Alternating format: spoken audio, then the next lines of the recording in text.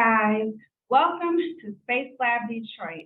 I'm Mary Bird, the co-community manager, and I come to you today because we will be hosting a women's vendor and business showcase on Saturday, April 22nd from 9 a.m. to 7 p.m. So mark your calendars. Attendees will have the opportunity to enjoy locally made goods, a wide variety of products and services, and other women entrepreneurs who will be there to network together. In addition, our event will also feature 5 prominent local businesswomen who will conduct one-hour workshops in their field of expertise. And my guest today will actually be one of them. So please help me welcome Attorney Tina Patterson. Woo! Thank you, thank you. Thank you for joining us, Tina. We appreciate your presence. So Tina, attorney, is it attorney Tina or just Tina? Well, it's Tina, but it's attorney Tina for business. Yeah. For business, okay. How would you like to be addressed? So you can call me Tina. Okay, cool. So again, my name is Tina Patterson. I am an attorney, and I've been in business for about 7 years with my own firm. The firm's name is Patterson Justice Counsel, and it is headquartered right here in Detroit. Okay. And we help particularly property owners, homeowners, business owners to protect and preserve their property. So a lot of people know about estate planning, succession planning. We do a lot of that. But we also do work in a probate court after the loss of loved ones, and we do work with civil litigation in terms of protecting property like homes, like funds, and things of that nature. Because it's not enough to just protect what you have. You also have to protect the threats against what you have. Right. So we do a little bit of it on both ends, and I think that makes us pretty unique in our practice in that way, because we kind of handle it on both ends in that way. Mm-hmm, mm-hmm. Now you see why she also joined the team of excellent presenters. All right, let's get into it. So what inspired you to start your business, Tina? So what inspired me to really start my business was to have greater impact and greater influence on my work. So I've been in practice for almost 10 years, but again, my business for only 7 years, because I didn't find that greater calling in what I was doing previously, which I enjoyed. I was still an attorney. I was working for the federal government, so I used to be a federal government attorney. And it was all fine and well. You know, the pay was nice, the title was nice, the office, all that good stuff. But I wanted greater control over my work. I wanted greater control over how I served my community, over the needs that were kind of not being met the way I knew I could rise up and do it. So that is what the biggest inspiration was for me to do, to really own my work, to perfect my craft in that way, and to serve my clients, my community at the highest level that I could. And do you feel like making that switch, it gave you some sort of fulfillment? Yeah, absolutely. In doing so? Absolutely, because it's very rewarding and fulfilling, even if it's not money. It's very rewarding and fulfilling to do what it is you feel like you were led to do, or to do that what you feel like you were called to do, and not to have your work dictated to you. Right. So that's a very freeing feeling. People in business often experience that. The other end is obviously just going to work and getting a job, which is fine, but there's kind of a rigmarole that you get used to that kind of takes away from your ambition. And I didn't want to be stuck in that. So it's been very rewarding. Excellent. Yeah. I totally can relate. Absolutely. Totally can relate. Yeah. It doesn't feel like work when you're walking in your purpose and you're helping other people. Even if it's challenging, you just right. know why you can get up to meet the challenge instead of kind of being dragged down by it. Yeah, yeah. And you have, your why. Oh, when you feel in a certain way, overwhelmed and sometimes even defeated, you always come back to your why. Oh, yeah. And get that rejuvenation going again. Absolutely. That's like your center, your core. Absolutely. You can work out of that. Absolutely. Yeah. That's not mine. I took that from Les Brown. Yeah. Know your why. All right. So how has your business evolved? You kind of shed a little light on that. So you mentioned that you were working as an attorney for the federal government. And then how long were you with them? I was with them for 2 years. Okay. Yes. And then straight out of law school? Not straight out of law school. Maybe 2 or 3 years out of law school. Okay. But it was one of the first out of passing the bar exam. So I worked for a private firm for a few months and then straight into the federal government for a few years. Mm-hmm. But my Was that here in that was here in Detroit? Detroit, yeah. Okay. Actually, the federal headquarters right here downtown. So I used to Okay. work right on Okay. Michigan Avenue, yeah. Mm-hmm. So I started my business right after I left there, Mm-hmm. and it's evolved significantly because we've been able to, increase our client load, Right. our caseload, and then the technology too. So like we're on the Zoom platform Right, now, we have right, the right. screens all around us. Yeah.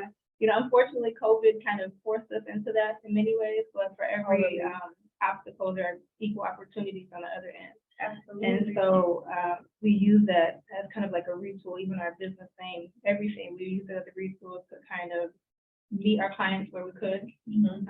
So it saved hassle. We were able to work more efficiently, more effectively, have client meetings right here on Zoom. Right. So you just log in, there's no Right. parking hassles. I mean, very, very efficient. And then, the caseload is a lot easier that way because we can really focus on our work without having to be in so many different places at so many different times. Mm-hmm. So yeah, just and the level of intensity of our work is also increased. And So it sounds like you're not a one-man show. no, we have a team. Our team Okay. has increased too. Yeah, we have Excellent. to because you can start off singular, you plant one seed, but Right. the fruit of it is gonna be multiple. So Right. yeah, You need help. Yes, Yeah. absolutely. It's very, very important to do that. So yeah, our team has grown. So I'm excited for the business. So I'm excited for Yeah. you. Awesome. Women business on the rise. Yes, yes. So what accomplishments have you made so far that you're proud of? I know one, making that transition. Yeah. And what are your future goals for your practice? So major accomplishments. We've had some major public cases that we've won and gotten really good results for our clients. Awesome. Yeah, and it's almost like a David and Goliath situation. So many clients come to us and they think that they have this They're insurmountable. defeated. Yeah, and they're the Goliath is usually a big entity, the city of Detroit, Right. a major institution, a major bank, and we take these on because so what? Something is on the Right. other side of it that you have to go and grab. So we've had, I had a client who had a major issue with the city of Detroit Land Bank, where her property was taken from her. That was a very public case. It went up and down the Court of Appeals for years. Wow. She lost the property initially, but we got involved and we got her the property back. And it was affirmed twice. So that was a big, huge deal. Awesome. Yeah, absolutely. And, we've had a couple of cases like that where there's this kind of behemoth, a major institution, a major entity that has something that my client bargained for and paid for, right? And should respectfully and rightfully enjoy the fruits of that. Absolutely. But, they're met with disrespect, they're met with hassle, they're met with all these kinds of, injustices and wrongs. And we said, well, we can't allow that to stand. So we've had a few cases like that. And then in addition to that, again, on the other end, we have, counsel many clients who have lost loved ones. And we had to provide, like almost grief assistance in a way, but we had to do it professionally, right? So we have to acknowledge that people are losing loved ones. I've had a client who lost, both parents simultaneously in a car accident, very tough. And in the midst of this and trying to be sensitive about it, she's over life insurance policy, so we have to go get that. Yeah. So we have to work very productively, very professionally, but also very personally. And those have been the major accomplishments that really kind of many stories like that. And so, So would you say, I don't know if underdog would be the appropriate word, but do you find pleasure taking on what seems to be the little guy in the bigger scheme of things? I do, because I don't really see it that way. To me, it's just like, okay, well, if there's something wrong here and I can spot it, and it's so easy to me to see it. Yeah, we can get it. It doesn't matter how big the obstacle is, and it seems crazy. Right is right and wrong is wrong, no That's matter all the it is. level. That's all it Okay, is. So gotcha. if we analyze it carefully, and a lot of people, obviously think they have this big major problem, but like the ones that we can really document and evidence and really go after, we'll do that. And Are there any that you have to turn away or turn down? there are some, but you know what? The ones that we have to turn down are usually the ones where we can't verify independently or objectively. If somebody can feel that they've been done wrong, and they might have, Yeah. but if we You have can't to prove it. right, if we can't put it before, and sometimes we don't have to go to court, we can settle something out of court. But if we can't put the evidence out there, objectively, outside of how we feel about it. Right. Those we have to really turn away. So, you know, as I'm reflecting on all this, that's where we're going in the future. That's where our goals are. To just continue to increase our impact in that manner, increase our influence, and just expand our reach. Wow, that sounds really interesting and rewarding. Oh yeah, for sure. Yeah, and you seem to have this natural personal relationship. It seems like with your clients. I do. You know, that's one thing I'm very proud of. I'm glad you mentioned that. I have great relationships with my clients. Yeah, I can sense that. Yeah, the ones that I've, taken on. I met a lot of their families. Trust and safety For sure. in that line of business, that goes a long way. If you don't have it, you can't work. Absolutely. So I'm very honored that, and I tell my clients this in emails, I'm very honored that they entrust me to take care of these matters, because they're not small matters. Right. We're talking about matters of life and death. Sure, Sometimes we're talking sure. about significant sums of money and Right, property, right, and you can't just entrust that to anybody. right. So I'm very proud of the business build up. I've had clients with me for years now. We're Wow. still working on other matters. So, that's something that's very, very rewarding for me personally, but, also professionally, and I don't take it lightly. Yeah. I can sense that from you. Oh, yeah, thank you. And hopefully you guys can too. So you've been in business, you said, for 7 years, but you've been practicing for about 10. Yes. So what is the biggest challenge you have faced as a woman entrepreneur? Oh, man. I would say the biggest challenge has really been maintaining and increasing a belief system that you can do it. I think that as women, we face, the most. Did you hear that, lady? Listen. Tell them one more time, look at the camera. You can do it. Okay. The biggest obstacle that we have is really, I won't say external, but we internalize it, that women can't do it. Or, being in a male-dominated, profession like a attorney or business I was owner. gonna say your profession Yeah. definitely is. Oh, absolutely. So, and I get the look straight forward, or I get the, are you the, yes, I am the attorney, But do you ever feel intimidated, or do you ever feel that they're trying to intimidate? they do try to intimidate. That I know, okay, because I know they've done it with clients, and so that's why I can't be intimidated, because I'm here to step in. Right. So I'm not intimidated by them. But the intimidation factor is absolutely there. So that's one of the challenges facing, women business owners, is believing that that's true, and it's not. So, you have to consistently Believe it, which part is true? the intimidation part, that you're Okay. not enough to match up to them. Right. Or that you Oh, can't. you hear that? Enough. You are enough. You are, and you have to really, I really do believe it. Absolutely. And so that's the hard part, though, is like really holding it so tight, not letting it go, and then really persisting through the doubt with that, because there are going to be times when you're in business and it doesn't seem to be working the way you want it to, or if I have a case that's just going far off left field, I'm like, what am I doing here, right? That can creep in, but you have to consistently hold on to your why, knowing that there is something on the other end of all of this. And is that what motivates you to keep you going and to encourage you? It does. When it starts to creep in a bit, because we are human. Absolutely. So you may once in a while feel, like, can I do this? Yeah. What am I doing? Am I prepared? You're always going to feel that way, but you have to believe again that yes, you are prepared. And then, when you feel like you don't know enough, go learn some more, right? A big key for me is I graduated from law school 10, 12 years ago, however long it's been. I didn't stop learning with that. That's not the end of my education. And then I also learn from diverse sources. I don't just hit the legal books. I read other books all the time, constantly. Right. Because it just fortifies you. You learn something new every day. Absolutely. And the more that you learn and grow, the more confident you become.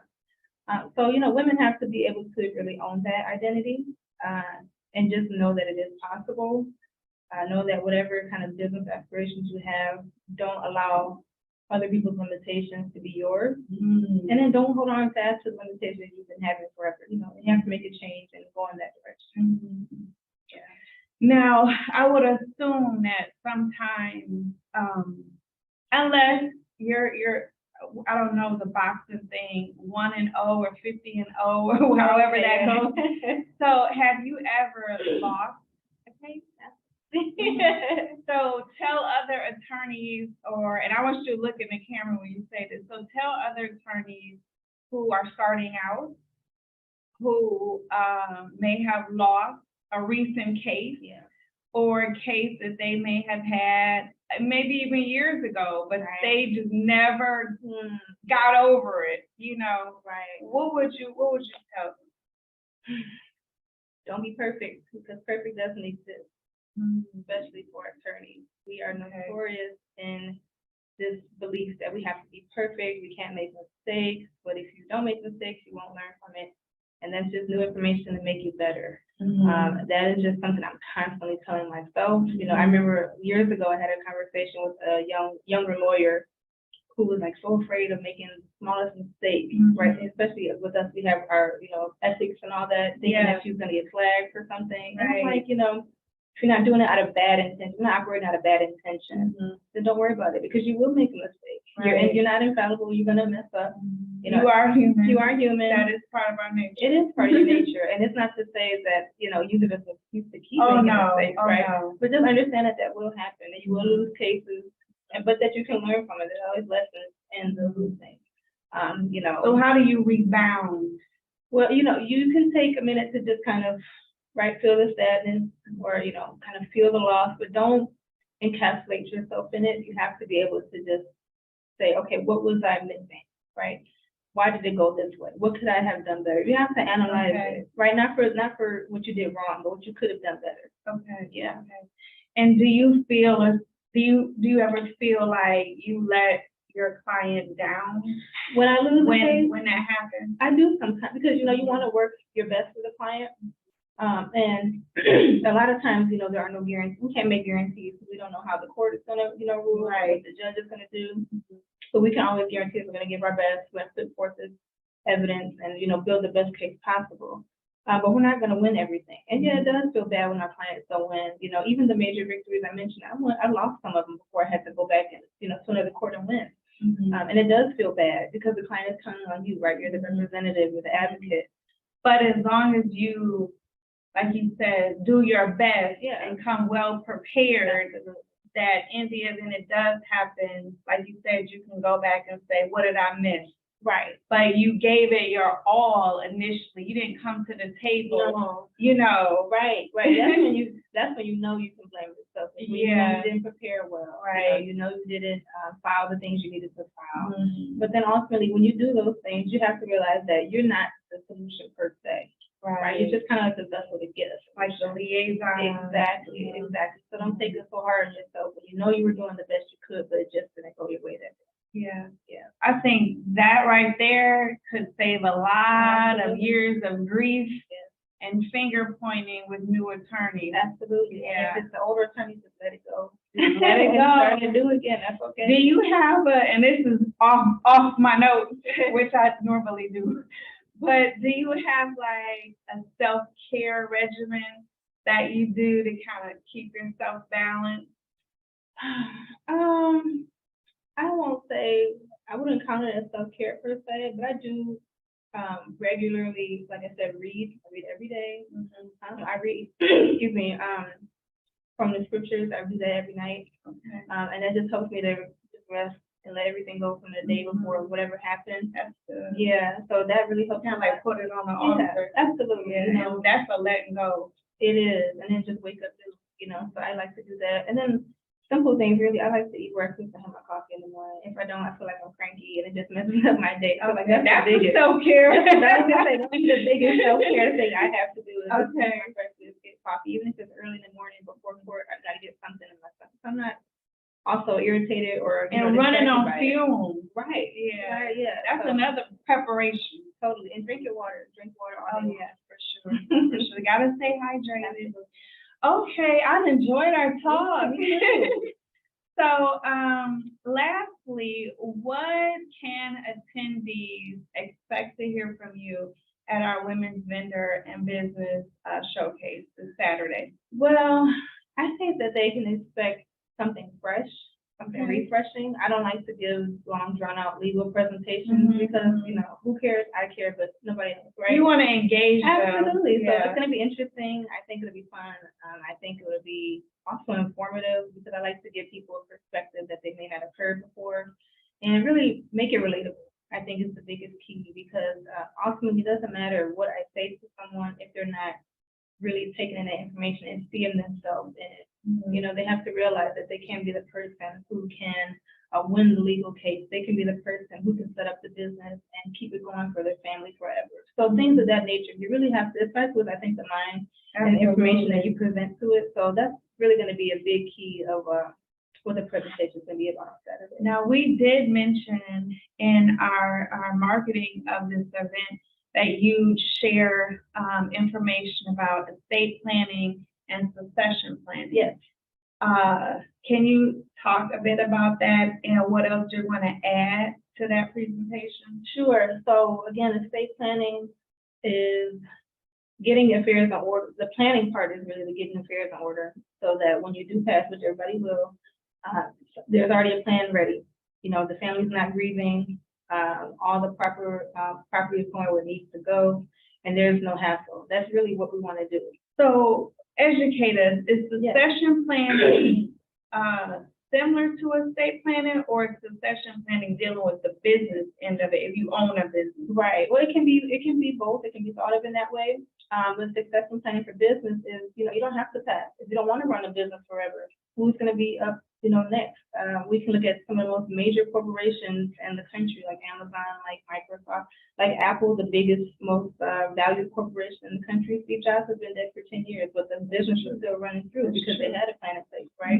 So that's what we're going to be talking about. And just really, that's really good. It's really, and then the legacy part of it too, because you can continue, just because a business starts with you doesn't have to end with you, right? So you can continue to influence beyond your years there, beyond your years on earth. And to me, it's not dim, it's not depressing. It's very exciting to me because I get to think about something bigger than myself. And I like for my clients and for other people to hear me also think about something bigger than themselves. That's beautiful. Absolutely. Yeah. And so tell us the difference with estate planning, or do they kind of run They together? can run together. For estate planning, I think of it more as just person to person, the home, the cars, but obviously when there's a business, then it can come into the estate as well. So it kind of really just depends also on the individual. If they want to keep the business separate, if they want to keep it in the family, how they want to structure it. That's another thing. People don't think it's very creative, but it is. A lot of, even attorneys, I don't think it's very dry. They don't want to study it in law school.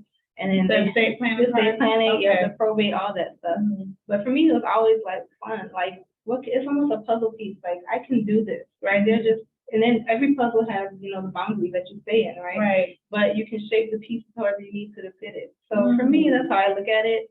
And it's very interactive with my clients in that way. And it allows them to really imagine greater than I think what they even had in mind. And how soon do you think that individuals should start working towards that? Well, it's going to be different for everybody, but I want to say that it's not for just elderly people. I think that's a big common myth. That is a good nugget. You don't have to be a certain age. You have to feel like you're dying. Please don't think that you're going to do it and die the next day. That's not what it is. But I would say, especially it's almost better to do when you're younger because you have more time to fill in the gap. And then, when you're younger, you may have more family responsibilities. So if you do go, there are younger kids waiting on you. Right. That's often a good time, but, just the mindset is different when you're a younger person because you might not see all that's out there yet. But for me, I think I won't say ideal, but for me, the clients I see who are most ready for it are usually, later 40s, 50s, because they're still young, but they might be dealing with older parents so they can see where it's going. Right. And, the kids are they're in like that middle age where they get it on both ends. So that's usually a good time to prepare, but again, there's no age limit. Right. Now, let me ask you this important. I want to know this for myself. Okay. Do you have to be in business for so long before you want to get into writing out a succession plan? No, I don't think so. You should really start with the end in mind. Okay. So, did you hear that? Yeah. That was a real good nugget. Start with the end in mind. Start with the end in mind. Yeah. So, like, if you see yourself planting a garden, you don't want to say, well, I just have this one little seed. You don't want to make it small. So you want to say that you own an orchard or something like that, right? So think of your business as that, and then where do you want all the fruits to go? Who do you want to, be able to enjoy it? Who do you want to take over? Like all that stuff should be thought about in the beginning. And I'm kind of with you right now. I'm kind of seeing how this is not a sad, negative thing. That it really can be something. I don't want to say rewarding, but it's like a safety net. It sounds like it is a safety net, and it can be rewarding though, because other people can benefit from it before they even get here if you do it the right way. Even if it's business, So you can have a plan for the next CEO. The CEO is not even hired yet, right? But you know who you want to be there. You know how you want it to flow. The family the same way. So it's just very creative. It's very imaginative. It's not at all how it's been presented for so long. And then, that's why I try to bring to it, to get that out of people, because it's rewarding. Get that negative stereotype. Absolutely. And it's just important too. I mean, you don't want to just leave it up to chance and things like that. Right. I'm a fairly new business owner, so this is really good information to me as well. Oh yeah, for sure. Yeah. And so are you going to add anything in addition to estate planning and succession planning at our women's workshop? Well, I know that's what we've been saying, but there might be a few other little things. Just like I mentioned, there are threats to kind of be on the lookout for that you might not think about with estate planning and succession planning. And again, that's why we kind of have more of another side to our firm, because that happens. People might come for the money or the property, things of that nature, and that's not in the plan, right? But you do have to be able to be prepared to meet those threats when they happen as well. So I'll probably be sharing a little bit of that. Okay. Well, guys, as you can see, this is our second presenter that I have interviewed, and we got some good stuff going. And I highly recommend, if you are a woman entrepreneur, to attend this event. We want to thank Ms. Tina for taking the time out of her busy schedule, as you can see and hear, for joining us today, and thank her for being willing to be one of our presenters at the Women Vendor and Business Showcase on this Saturday. It snuck up on us. It's already the week of, so it's this Saturday. I know. So it's this Saturday, April 22nd. That says 10 a.m., but we have changed the time to 9 a.m. to 7 p.m. because one of our presenters is eager to start early. So we want to make sure that you guys are aware of that. So 9 to 7 p.m. We're going to have 10 to 12 vendors also. That number has increased. We got to do some reconfiguring because we have so many people who want to be a part of this wonderful event. So if you are a serious woman-owned business, ready to take your business to the next level, want to network with some powerful women of Detroit and Metro Detroit, please make sure you are in the house again on April the 22nd from 9 a.m. to 7 p.m. We look forward to seeing you there, Detroit. And once again, young lady, we love what she's doing. We love that she's walking in her calling and her purpose. But in our other segment, we talked about our calling and we talked about our purpose. And we talked about being enough as well. So it's like a thread and a theme. So women, we have to support each other. As you said, you have to have a team. As you do what you do, Diva has to have a team. I most definitely need help and cannot do what I do on my own. So we are here to support you and help you reach whatever level, whatever height you wanting to go. So we'll talk to you and see you soon. So mark your calendars. Make sure you're in the house, ladies. Bye.